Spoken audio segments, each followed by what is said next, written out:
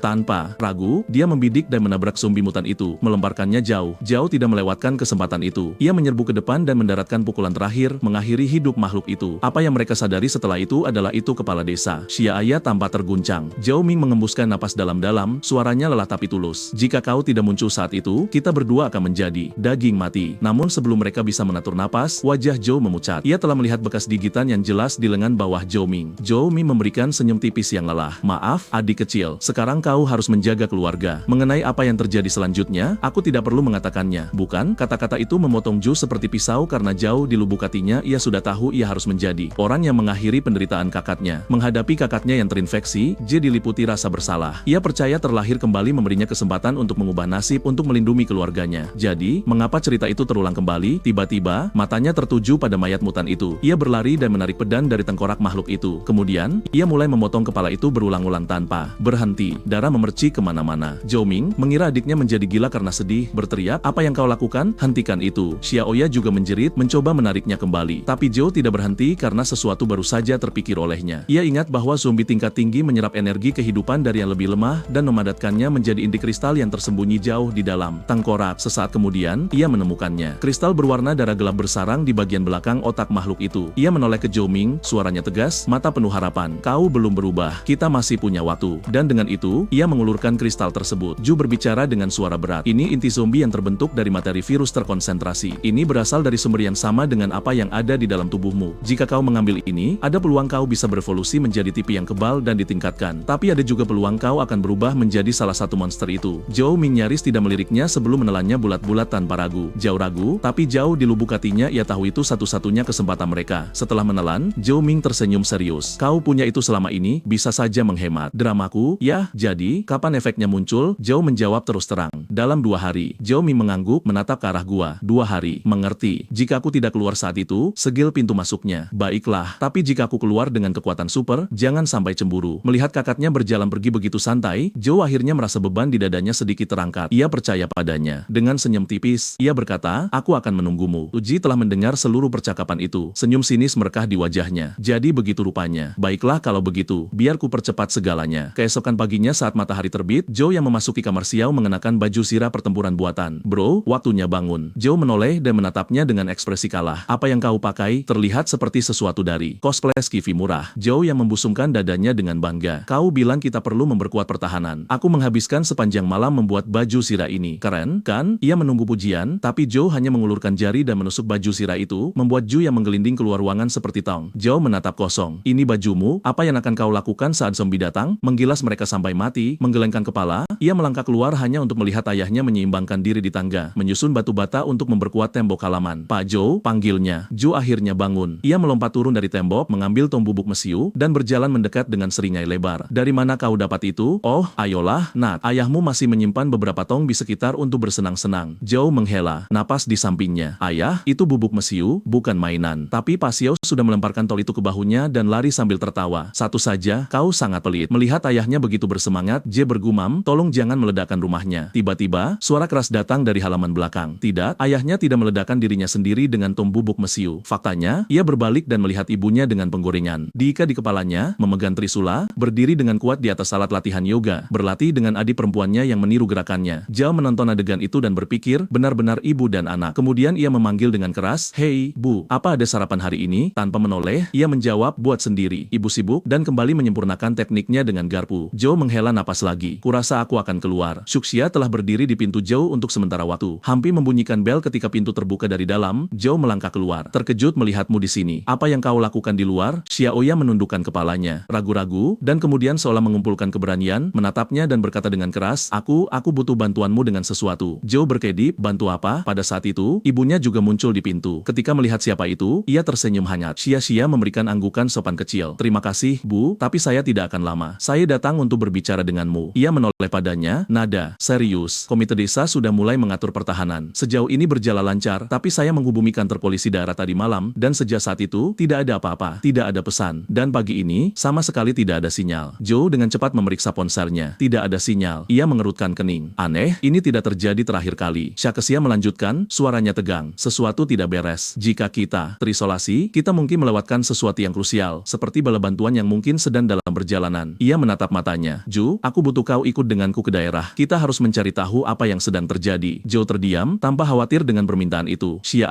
menyadari keraguannya, membungkuk dalam-dalam. "Maaf, aku tahu kakakmu mengalami neraka kemarin, dan sekarang aku memintamu untuk mengambil risiko lagi." Ia mengangkat wajahnya, mata bertekad, "Tapi aku harus pergi ke daerah dan mencari tahu apa yang terjadi. Itu tanggung jawabku, dan kau petarung terbaik. Aku tahu bahwa pada saat itu kau memahami makhluk-makhluk itu lebih baik daripada siapapun." Ibu Zhao melangkah masuk dan dengan lembut memotong. "Sudah cukup, Xia.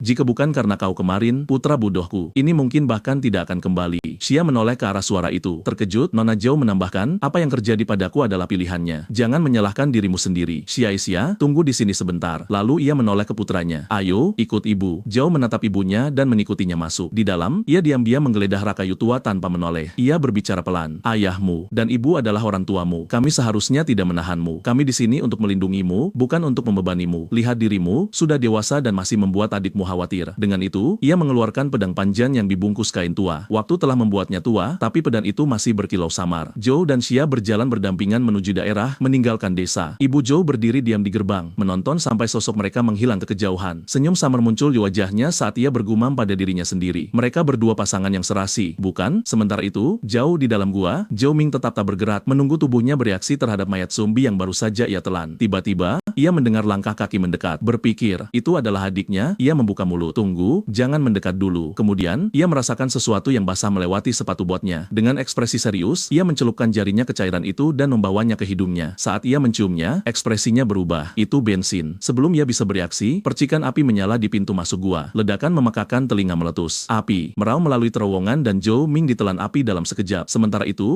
Zhu dan Xia sedang dalam perjalanan menuju daerah mencari bantuan. Shaka duduk di kursi penumpang, dengan gugup melihat keluar jendela dan bersenandung pelan. Benar-benar fals. Kasihan. Zhu melirik ke samping dan tidak bisa tidak berpikir. Wow, dia benar-benar tidak punya bakat musik. Menyadari tatapannya, Xia memerah sedikit dan bergumam. "Maaf, aku bernyanyi saat gugup. Aku tahu kedengarannya buruk." Tapi Zhao tidak tertawa. Faktanya, ia merasakan kehangatan aneh di dadanya. Dia jelas takut tapi tetap berjalan. Ya, pikirnya, itulah Cao Xia yang kukenal. Dengan begitu banyak variabel yang tak terduga kali ini, ia menyadari ia tidak bisa hanya mengandalkan ingatan dari kehidupan masa lalunya. Ia harus percaya pada kepekaannya terhadap zombie. Itu sesuatu yang harus ia andalkan. Tanpa peringatan, ia berkata, "Xia, kau harus tinggal di rumahku." Ia memeku, menoleh padanya dengan pipi sedikit merona. "Kenapa aku harus melakukan itu?" tanyanya pelan. Xiao bahkan tidak menyadari perubahan nada suaranya. Ia masih tenggelam dalam pemikiran. Jika ia memberitahunya tentang kekuatan yang akan dia miliki di masa depan, dia tidak akan pernah mempercayainya. Jadi ia hanya berkata langsung, "Karena aku ingin kau aman. Aku tidak sanggup kehilanganmu." Tepat saat Xia yang masih memerah, hendak bertanya apa yang ia maksud dengan itu. Jalan di depan benar-benar terhalang oleh tanah longsor. Mereka segera keluar dari mobil untuk memeriksa, menatap gunung puing-puing. Xiao menghela napas frustrasi. "Tidak mungkin kita bisa sampai ke daerah seperti ini." Xiao tidak merespon segera, tapi di dalam ia tegang. Jalan ini baik-baik saja di kehidupan masa laluku. Sesuatu telah berubah. Bukan hanya waktunya, seluruh jalannya. Jika rute ini benar-benar diblokir, kita akan memiliki masalah serius dengan pasokan di masa depan. Ia akhirnya menarik napas dalam-dalam. "Ayo kembali ke desa. Kita akan cari tahu sesuatu." Xiao terdiam. Dalam perjalanan kembali, pikiran Zhao berpacu. Mereka punya cukup persediaan sekarang, tapi tidak ada sinyal, tidak ada jalan keluar. Segalanya terasa seolah menutup. Tiba-tiba, mobil terguncang hebat dan mulai meluncur ke arah tepi jembatan. Joe menginjak rem, mencengkeram kemudi dengan erat. Dengan banyak mencicit, kendaraan itu berhenti hanya beberapa inci dari jatuh. Mereka berdua melompat keluar dengan cepat untuk melihat apa yang terjadi. Shawaka melihat ke bawah ke tanah, suaranya gemetar. Apakah ini? Wajah Zeus menggelap. Jangan mendekat. Ini rangkaian paku. Seseorang menaruh ini di sini dengan sengaja. Pada saat itu, suara mengejek bergema dari atas. Yah,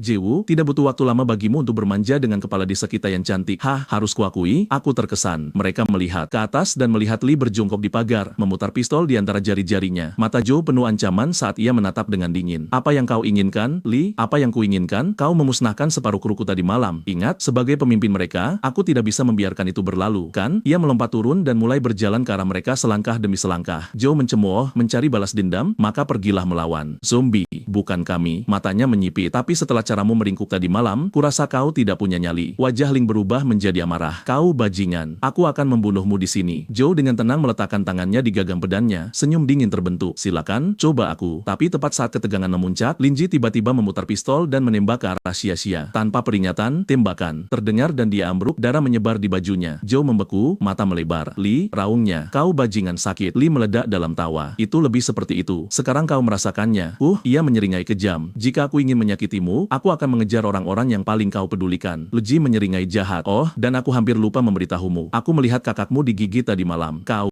tidak punya nyali untuk menghabisinya, bukan? Jadi, aku membantumu dan meledakkan seluruh tamban. Joe membeku seolah tersambar petir. Dalam sekejap, matanya memerah karena amarah. Ia menghulus pedangnya dan menyerbu Lee. Pria itu tersenyum jahat. Ya, bodoh. Itu persis yang kuinginkan. Saat ia mengangkat pistol untuk menembak, bayangan gelap melesat keluar dari hutan, menanamkan giginya ke lengan Linyi dan merobeknya. Leji jatuh ke tanah, berteriak kesakitan, memekik seperti babi yang disembelih. Saat ia menatap makhluk itu dalam ketakutan, Joe berhenti tiba-tiba, terpana oleh kekacauan yang tiba-tiba. Matanya menyipit. Itu air mata serigala zombie. Sementara itu, kembali ke desa, Xiaoya sedang duduk di atap, kaki berayun sambil menggerutu. Kenapa kakak kedua belum kembali? Tiba-tiba, ketukan keras bergema dari gerbang depan. Suara berteriak mendesak. Apakah Zhao di rumah? Buka. Xiaoya mengintip dari pintu. Kakak Guan. Paman. Tidak, kakakku tidak di sini. Apa yang terjadi? Guan tiba-tiba menunjuk ke punggung gunung dan berteriak, lihat ke sana. Xiaoya dengan cepat mengangkat ponselnya dan menyalakan senter, mengarahkannya ke kejauhan. Saat berkas cahaya mengenai lereng, matanya melebar sepenuhnya, membeku di tempat. Turun dari lereng, gerombolan zombie bergerak seperti pasang hitam menuju desa. Sementara itu, Linji terbaring di tanah, berdarah, hampir pingsan, dan ia bertanya-tanya apakah ini cara dia akan mati. Serigala zombie perlahan mengarahkan mata merahnya ke arah Ju. Naluri mengambil alih, dan ia berteriak, ini tidak bagus, dia menemukanku. Dengan lolongan yang memekakan telinga, makhluk itu menerjang langsung ke arahnya. Zhao menghindar ke samping dengan refleks kilat, menebas pedangnya melintasi dada makhluk itu saat melewatinya. Darah menyembur hebat. Serigala zombie menabrak tanah, melolong kesakitan. Zhao mengatur napas, mata terpaku pada makhluk yang terluka itu. Malam besar akan tiba. Kekuatannya tidak dalam kekuatan penuh. Tapi jika hari sudah gelap, Xia dan aku tidak akan punya kesempatan. Kita harus mengakhiri ini sebelum matahari terbenam. Tiba-tiba, paduan suara lolongan dalam bergema melalui hutan. Ju membeku, zombie, kemudian ia mengerti. Ekspresinya menggelap. Tidak, ini gerombolan. Tatapannya beralih ke kejauhan di mana gelombang mayat hidup sedang bergerak melalui pepohonan. Tunggu, bukankah kepala desa asalnya? Tapi dia sudah mati. Lalu bagaimana dengan kelelawar? Mungkinkah mereka penyebab sebenarnya? Tepat saat Ju menghubungkan titik-titik itu, serigala zombie menerjannya dengan raungan yang membekukan darah. Cakarnya turun dengan kekuatan brutal, mencoba mencabik-cabiknya hingga berkeping-keping. Pada saat terakhir, Zhao memutar tubuhnya, nyaris menghindari serangan fatal. Jantungnya berdegup kencang. Bagaimana bisa masih secepat ini? Seharusnya dia sekarat. Kemudian ia melihat luka yang baru saja ia buka di dada makhluk itu menutup, menyembuh dengan cepat tepat di depan matanya. Sebelum ia bisa bereaksi, makhluk itu membuka rahan besarnya dan menyerang lagi, mencoba mencabiknya. Sementara itu, jauh di dalam gua tempat Xiaoming dikubur, reruntuhan masih bergetar dari ledakan baru-baru ini. Gemuruh dalam, bergema makin keras melalui terowongan. Kemudian, boom, ledakan kekuatan membuat batu terbang ke segala arah. Sesaat kemudian, Joing muncul dari asap. Tubuhnya memancarkan cahaya merah yang menakutkan. Senyum dingin dan terpelintir terbentuk di wajahnya. Kembali di jembatan, Bing Bing menatap, ngeri saat serigala zombie menerjang Cewu. Suaranya gemetar saat ia berbisik, tidak, tolong, tidak. Tepat saat serigala zombie menutup rahannya di sekitar Ju, aura merah aneh meletus dari tubuhnya. Cahaya berapi memancar di bawah kulitnya. Kekuatan melonjak melalui tubuhnya. Mentah, liar, tak terkendali. Seolah-olah seluruh keberadaannya terbakar dan dilahirkan kembali. Dengan geraman, Zu menancapkan tinjunya langsung ke rahang makhluk itu. Serigala zombie benar-benar tertangkap basah, terlempar mundur oleh pukulan dahsyat itu. Ia mengeluarkan jeritan tersiksa, darah menyembur dari mulutnya saat menghantam tanah. Juk tidak memberinya kesempatan untuk pulih. Matanya membara merah saat ia maju, mengangkat pedang tinggi-tinggi. Dengan satu serangan brutal, ia membelah makhluk itu menjadi menjadi dua. Saat debu mereda, Bingbing menatap siluet yang basah kuyup darah itu dengan tidak percaya. Suaranya nyaris berbisik. Xiao, ia menoleh padanya dengan senyum lembut. Ya, aku di sini, katanya, ambruk lemah ke tanah. Bingbing memberikan senyum tipis. Haha, selama kau baik-baik saja. Bingbing menatap serigala zombie yang terbelah, lalu pada Chu, yang tetap tenang dan stabil. Ia mengeluarkan tawa pelan. Kau sangat kuat, dan entah bagaimana itu bahkan tidak mengejutkanku. Mungkin, karena jauh di lubuk hatinya, ia berpikir, aku sudah mulai percaya dia bisa memperbaiki segalanya. Zhou melihat tangannya sendiri. Kekuatan yang mengalir melalui tubuhnya belum memudar. Itu berdenyut liar namun terkendali. Dari mana ini datang? Mungkinkah ini kebangkitan? Tapi sesuatu tidak masuk akal. Di kehidupan masa lalunya, tidak ada yang bangkit tanpa inti kristal, dan ia belum pernah menggunakannya. Ia tersadar dari trans, matanya terkunci pada gerombolan mayat hidup menutup di sekitar mereka. Sekarang bukan waktu untuk bicara, katanya tajam. Kita harus bergerak. Kita dikepung. Jika kita tinggal di sini, kita mati. Menyadari cedera kakinya, ia melangkah maju. Kau tidak bisa lari seperti itu. Aku akan menggendongmu. Cepat berpegangan. Ini akan menjadi perjalanan yang kasar. Mengertakkan gigi, Bingbing mencoba berdiri. Wajahnya pucat karena sakit, tapi ia mengangguk tegas. Oke. Gerombolan zombie menderu seperti gelombang yang menerjang. Geraman mereka mengiris udara saat mereka mendekat. Zhao tidak ragu-ragu. Ia melempar Bingbing ke punggungnya dan berlari menuju desa dengan semua yang ia miliki. Garis desa muncul dalam pandangan, tapi mayat hidup mendekat dengan cepat. Langkah kaki mereka terdengar seperti drum. Kematian. Ia melihat ke belakang, menghitung dengan cepat. Terlalu banyak. Bahkan jika aku berhasil mengalahkan mereka, aku tidak bisa melindungi Bingbing. Dia akan terluka. Saat ia mengertakkan gigi dan bersiap untuk terus berlari, raungan keras bergema di kejauhan. Kendaraan menerjang melalui kekacauan seperti rudal. Itu adalah truk off-road yang dimodifikasi berat, memuntahkan bola api besar dari knalpot belakang, menebas. Zombie seperti target kertas. Saat mencapai jauh, pengemudi melakukan belokan tajam. Bagian belakang berayun keluar, melepaskan dinding api yang melemparkan mayat hidup ke udara, membakar mereka menjadi abu dalam sekejap. Truk itu berhenti, dan jendela pengemudi turun, memperlihatkan ayah Zhou dengan rokok menjuntai dari bibirnya. Dengan seringai lebar, ia berteriak, "Zhao, ayah di sini untuk menyelamatkan." Hari, di kursi penumpang, Xiang melambai dengan semangat peluncur api, siap beraksi. Setelah menjemput mereka, ayah Jiao menginjak pedal, melesat kembali menuju desa. Melihat mayat hidup masih mengejar mereka, ia berteriak, "Penembak, tembakan 3 bom naga gaya Zhao." Mengerti, Zhao berteriak kembali tanpa ragu, menarik 3 bom buatan rumah dari ranselnya, dan melemparkannya keluar jendela belakang. Api meletus di belakang mereka, membakar beberapa zombie, tapi makhluk-makhluk itu terus berlari, terbalut api. Ayah Zhao mendemus dingin, masih mengejar kita sambil terbakar. Baiklah, kalau begitu mari kita tingkatkan. Ia melemparkan tom bubuk mesiu keluar jendela. Dengan jentikan jari, ia menjentikan rokok menyala tepat ke dalamnya. Ledakan besar menyinari. Malam, menelan jalan dengan dinding api neraka. Xiaoyang bersorak dari kursi belakang, mata berbinar. Itu gila. Ayo pergi. Sementara itu, Zhu dan Bingbing bertukar pandang ketidakpercayaan yang tak berdaya. Keluarga ini mungkin sebenarnya lebih gila daripada zombie. Tiba-tiba, Zhou ingat ada kotak P3K di bawah kursi. Ia mengulurkan tangan untuk mengambilnya. Saat ia mengeluarkan perban dan salep, Xiaoyang menyambar mereka dari tangannya dan memarahinya. Hei, jangan sembarangan memegang kaki gadis seperti itu. Dan dengan senyum usil, ia menambahkan, kecuali ada sesuatu yang terjadi di antara kalian berdua yang tidak aku ketahui. Bingbing memerah dan mengeluarkan tawa malu. Zhou memutar mata, bergumam secara mental, bocah ini selalu mengacaukan segalanya. Mengabaikannya, ia menoleh ke ayahnya. Jadi, ayah, bagaimana keadaan di rumah? Ayah Zhou terus menatap spion dan menjawab dengan tenang, kita baik-baik saja untuk saat ini. Gerombolan itu belum menembus desa. Zhou mengangguk dan kemudian melirik bahan peledak di kursi belakang. Ngomong-ngomong, semua dinamit itu, ayah serius membuatnya sambil merokok di sampingnya. Ayah Zhu tertawa bangga. Tentu saja, kembali ke masa lalu, ayah terobsesi dengan bahan peledak. Ayah bekerja di tambang. Ayah adalah ahli pembongkaran di tim. Saat tambang kering, tidak ada lagi yang bisa diledakkan. Ayah mencoba bermain dengan kembang api di rumah, tapi ibumu menghentikannya dengan cepat. Ia menghela napas dalam-dalam, menggelengkan kepalanya seperti pria yang kehilangan panggilan sejatinya. Zhou tiba-tiba teringat sesuatu dan bertanya, tunggu, ledakan dapur tahun lalu, apakah itu ayah? Ayahnya tampak tegang, suaranya gemetar. Apa? Tentu saja tidak. Jangan konyol. Zhou menyipitkan mata. Ayah, kau gemetar. Ayahnya bergumam, jangan beritahu ibumu. Sesaat kemudian, mereka tiba di gerbang depan. Segera setelah mereka keluar, jeritan bernada tinggi bergema dari halaman. Wajah ayah Zhou berubah. Serius. Ia berlari ke pintu dan menggedor keras. Sialan, terkunci dari dalam. Tanpa ragu, Zhou menyerbu ke depan, menekuk lututnya, dan menghancurkan pintu dengan serangan lutut yang kuat. Di halaman, mereka bertemu dengan adegan surrealis. Ibu Zhou dengan santai memegang zombie yang meronta-ronta di leher dengan satu tangan. Ia menatap makhluk itu dan berkata dengan dingin, "Oh, itu kau." Bibir Bisang, dari desa sebelah. Sudah lama ya,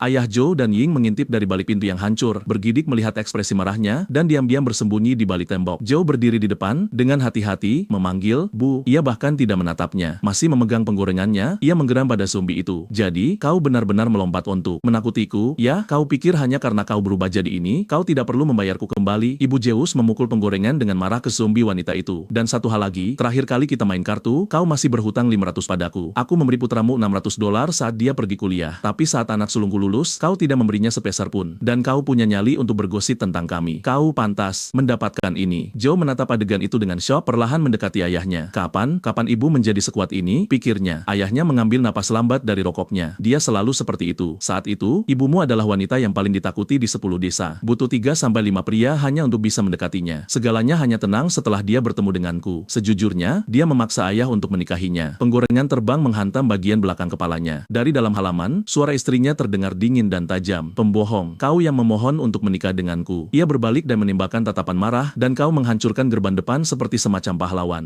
Tunggu saja sampai aku mendapatkanmu. Bocah itu mundur selangkah ketika mencoba melarikan diri, tapi Bingbing berbicara dengan cepat. Bibi, tolong jangan salahkan dia. Dia benar-benar mengkhawatirkanmu. Saat kata-kata itu keluar dari mulutnya, Ibu Jia membeku di tengah langkah. Ia perlahan menoleh ke Bingbing, wajahnya melunak seolah tombol telah diubah. Oh, Bingbing ada di sini juga. Ibu hanya bercanda tadi. Jangan menganggapnya serius. Dan dia sangat tenang, kau tahu. Zhou berdiri diam, menatap adegan itu dengan tatapan kosong. Aktingnya lebih menakutkan daripada zombie. Pada saat itu, raungan mengerikan datang dari tembok dekat ayahnya. Zombie telah memanjat dan menggeram dengan ganas. Tapi sebelum dia bisa melompat, dia dipukul di udara dan dilemparkan kembali keluar. Di atas tembok, Hang berteriak mendesak, cukup bicara. Mereka masuk. Zombie menyerang desa, dan ada seluruh kelompok datang dari barat. Mata Zhu menyipit. Ia memanggil energi di dalam dirinya. Cahaya merah berdenyut di seluruh tubuhnya, dan kemudian meluncur langsung ke dalam pertarungan. Ia melihat ayahnya melempar bahan peledak, adiknya mengoperasikan meriam improvisasi, dan ibunya menyerang dengan penggorengan besi cor. Jantung Zhou dipenuhi keyakinan. Kali ini, kita bertarung bersama. Kita tidak akan membiarkan satupun dari mereka lewat, dan aku tidak sendiri lagi. Dengan keluargaku di sisiku, kita akan bertahan dari pasang kematian ini. Tiba-tiba, zombie di barisan belakang mulai mundur. Zhou berkedip tidak percaya. Lihat, mereka mundur. Atau apakah mereka takut? Zhou mengerutkan kening. Tidak, zombie tidak merasakan takut. Seolah merespons, zombie muncul kembali. Kali ini membawa tangga, linggis, bahkan gergaji, semuanya terorganisir. Ayah protagonis tertegun. Kau pasti bercanda. Mereka punya alat sekarang. Apakah kita melawan zombie atau tentara pengepungan? Suara Zhou berubah dingin. Mereka tidak bertindak berdasarkan naluri. Seseorang mengendalikan mereka. Di tengah kekacauan, Zhou tiba-tiba melihat sesosok figur di atap yang jauh. Ia menyipitkan mata. Itu Lien Geya, pria yang seharusnya mati dalam ledakan itu. Sekarang berdiri, wajah terpelintir dengan senyum dingin dan mengganggu. Pada saat itu, gelombang zombie melonjak menuju kompleks keluarga Zhou. Tanpa henti seperti pasang besar, ayah Zhou mengutuk melalui gigi yang terkatup. Sialan, mengapa mereka semua menuju ke sini? Ia berbalik dan berteriak, bahan peledak. Dengan panik, Xiang berkata, kita kehabisan. Kita menggunakan semuanya. Kemudian terdengar suara Huang Xiao, beberapa memanjat dari samping. Ia berbalik tajam dan melihat beberapa zombie memanjat sisi tembok. Hatinya tenggelam. Pengalihan. Mereka menggunakan taktik sekarang. Melihat ke bawah, ia melihat Bingbing dan orang tuanya dikepung. Melawan mayat hidup dengan sedikit kekuatan yang mereka miliki. Seluruh keluarga terkunci dalam perjuangan yang putus asa. Mata Zhou menyipit. Cahaya merah kembali berkobar. Ayah, ibu, jaga halaman. Pimpin sisanya padaku. Dengan itu, kekuatannya meledak dan ia melompat dari tembok, menyelam langsung ke jantung gerombolan itu. Ayah Zhou melihat putranya terjun ke dalam kawanan zombie. Kepanikan bangkit di dadanya. Ia berteriak, suaranya pecah karena ketakutan. Detik berikutnya, zombie menumpuk pada Zhou, menguburnya di bawah gunung rahang dan cakar. Tapi di bawah berat yang menghancurkan itu, Zhou tidak merasakan takut. Ia memejamkan mata dan merasakan energi meraung di dalam dirinya seperti badai vulkanik. Mencengkeram badannya dengan erat, ia menggeram melalui gigi yang terkatup. Penghalang darah, pemecah tanah, kekuatan, keterampilan, darah biru. Dalam satu gerakan eksplosif, ia mengayunkan pedangnya. Gerombolan kekuatan merah meletus dari tubuhnya, melenyapkan setiap zombie dalam jangkauan, mencabik-cabik mereka menjadi potongan daging dan tulang yang berterbangan. Saat darah mereda, Jiao berdiri, terengah-engah. Langkah itu memicu ingatan dari kehidupan masa lalunya. Ia pernah melihat seseorang dari Legiun Fajar sebelumnya. Panglima tertinggi Pain, salah satu pengguna keterampilan paling kuat yang pernah hidup. Ia menggunakan gerakan yang tepat ini. Tapi Jutahu versi darah birunya masih jauh dari sempurna. Aku tidak butuh kesempurnaan. Aku tidak butuh menjadi yang terkuat. Aku hanya butuh kekuatan untuk melindungi orang-orang yang kucintai. Dia menatap sosok bengkok di atas atap itu. Zombie-zombie ini bukan apa-apa. Ancaman sebenarnya adalah siapapun yang mengendalikan mereka. Jika kau ingin mengakhiri kekacauan ini, habisi sang raja. Saat gelombang zombie lain menerjangnya, Zhou tersenyum, matanya bersinar merah. Kau benar-benar berpikir sampai ini cukup untuk menghentikanku? Tepat saat Zhou selesai bicara, raungan memekakkan telinga meletus di belakangnya. Rasa dingin merambat di punggungnya. Ia berbalik berbalik dan melihat seekor zombie melompat ke arah Bingbing. Sebelum makhluk itu mencapainya, Ibu Zhou menghantam wajahnya dengan wajan penggorengan, membuatnya terpental. Ia berlari menghampiri Bingbing, suaranya penuh kekhawatiran. Kau tidak apa-apa, apakah ia menggigit?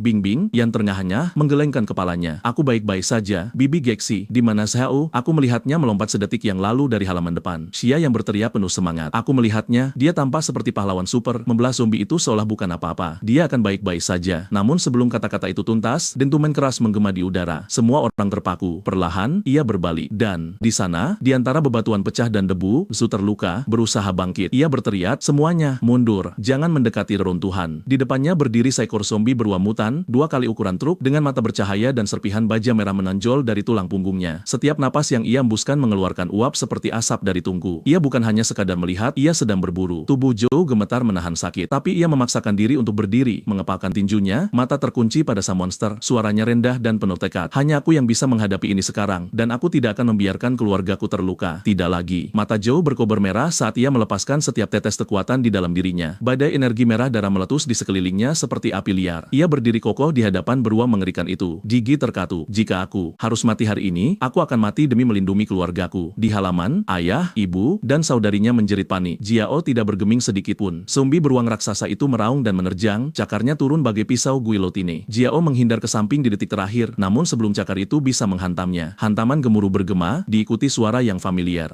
Wah, jadi kau bisa menggunakan kekuatan semacam itu. Ya, kupikir tadi kau hanya menggertak. Debu menyingkir, memperlihatkan Zhou Ming dengan tenang menahan cakar beruang itu dengan satu tangan. Maaf aku terlambat, adik kecil. Mata Zhou membelalak kaget dan senang. Zhou Ming meregangkan bahunya sambil tersenyum. Butuh waktu bagiku di pegunungan untuk membiasakan diri dengan kekuatan ini. Ia melirik beruang itu. Sekarang perhatikan baik-baik. Begini cara sebenarnya menggunakannya. Dengan ayunan lengannya, Zhou Ming melemparkan beruang raksasa itu ke udara. Ia terbang seperti kereta yang keluar jalur, menabrak tumpukan reruntuhan dengan dentuman yang memekakan telinga. Ming membersihkan debu dan menyeringai.